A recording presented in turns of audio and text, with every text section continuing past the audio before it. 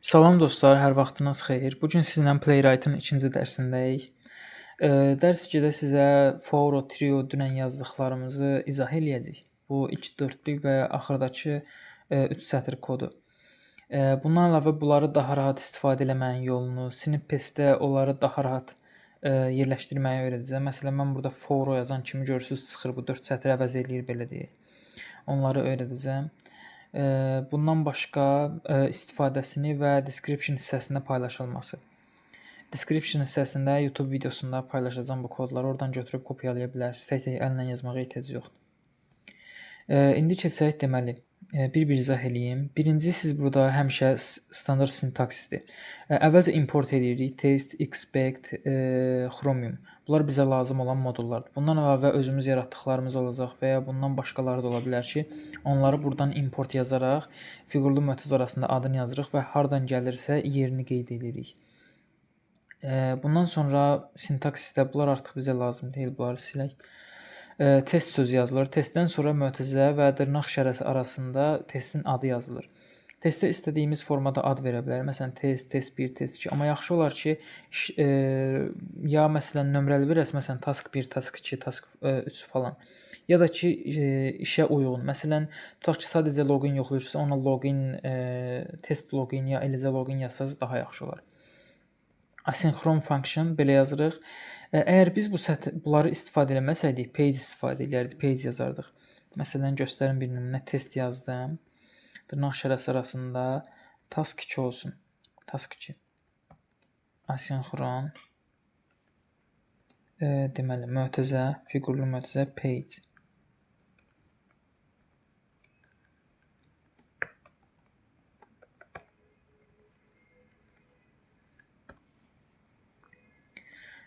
Bu formada yazılır. O qırmızılar biz tamamlayanda kodu itir olar. Arasında da bunun arasında kodlar yazırıq. Əgər biz burada bu ilk dördlük və axır üçlüyü istifadə eləsəydik, nə olardı? Əslində axır üçlükdən əsas da bunlardır. Bu. Burada test set timeout başqa şeydir. İndi onu deyərəm. Biz bu ilk 3 sətri yazsaydıq ora, burada o deməkdir ki, məsələn, burada page sözü yazmamışam. Çünki məsələn, mən girdim hansısa sayta, oradan hansısa taba daxil oldum. Bir dənə nümunə göstəreyim. Məsəl üçün tab az olsun. Məsələn, girdim. Buradan artıq mən tutaq ki, bunu seçib girirəmsə, artıq bu ikinci page sayılır. Bundan sonra məsələn, gəldim buna girirəmsə, bu üçüncü tab sayılır. Tab page deyəndə ki, tab sayılır yəni. Məsələn, 4-cü, 5-ci və s. Biz normalda adi page yazanda burada bir dənə page-i tanıtmış oluruq. Burada bir dənə page-i tanıtmış oluruq. Yəni birinin üstündə işləyir. Artıq o birisiləri kodunu götürə bilmirik. Götürsə də yəni qarşılıq olacaq. Ona görə də bundan istifadə edirik ki, biz həm görüntü kimi görək. Burada headless false nə deməkdir? Headless false görüntü kimi göstərir onu bizə. Yəni belə deyim. Eyni kodu gəlin fərqli formada yazaq. Sadəcə daxilini kopyalayım.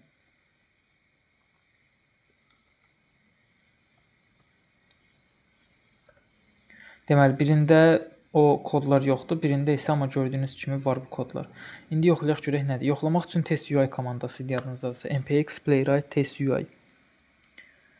Gəldik bizə lazım olanlar. First test, burada header var. Header false yazmışıq. Header false yazmaq nədir? Yəni bizə açıb göstərir ki, hansı formada gedir gedişat. Hər şeyi belə göstərir. Plus da sonda da biz bu testimizi davam eləyə bilərik. Keçən və demişdim, keçən dərsdə record basırıq, arxasını davam eləyib, məsələn bundan sonra nə etsin falan falan. Belə işlər. Amma indi biz ikinci kodu yoxlayaq. Bu qırmızılara yenə dediyim kimi saytın özündədir. 401 unauthorized yazıbdır. Buna fikir verməyə bilərsiniz. Task 2-ni yoxlayaq. Task 2-də artıq bizə tab açmır, görüntü kimi olmur. Biz sadəcə burada bunu izləyə bilirik. Gördüyünüz kimi yuxarıda yenə göstərir. Bütün proseslər düzgün şəkildə gedir. Amma belə deyim, biz heç nəyi görmürük. Onun üçün, görmək üçün biz burada bu kodu istifadə edirik. Headless false. Yəni başlıqsız false veririk buna. Bu kodda headless yoxdur. Ona görə arxa planda gedir və bundan əlavə burada page, bir dənə page-i tanıtmışıq. Əgər mən artıq orada tab basıb bayaqki tapazlar kimi başqa saytlar, başqa belə deyək, elanlara keçid eləsəm və onlar təzə tabda açılırsa, open link in new tab. Əgər təzə tabda açılırsa, onda deməli tanınmayacaq, onları tanımayacaq. Ona görə əgər bir səhifədə işləyiriksə, onda bir dənə page istifadə edə bilərik. Amma bizə bir neçə səhifədirsə, onda bunu new context, new page bunları yazmaq məcburiyyətindəyik. New context nə var? New context köhnə belə deyək, cookieləri, login falan məlumatlarını yaddan çıxartmaq üçündür. Hər dəfə yəni sıfırdan başlamış kimi olur. Burada da await page pauza nə deməkdir? Biz dediyi testi eləyir, amma testin sonunda bizə gözləyir. Pəncərələrini hələ bağlamır. Çünki biz testin davamını apara bilərik, əlavə kodlar yaza bilərik. Ona görə gözləyir bizi. Buradakı kimi rekord basıb testin davamını apara bilərik. Ondan sonra await nə var? Await context close, browser close. Browseri bağlamaq və konteksti bağlamaq deməkdir.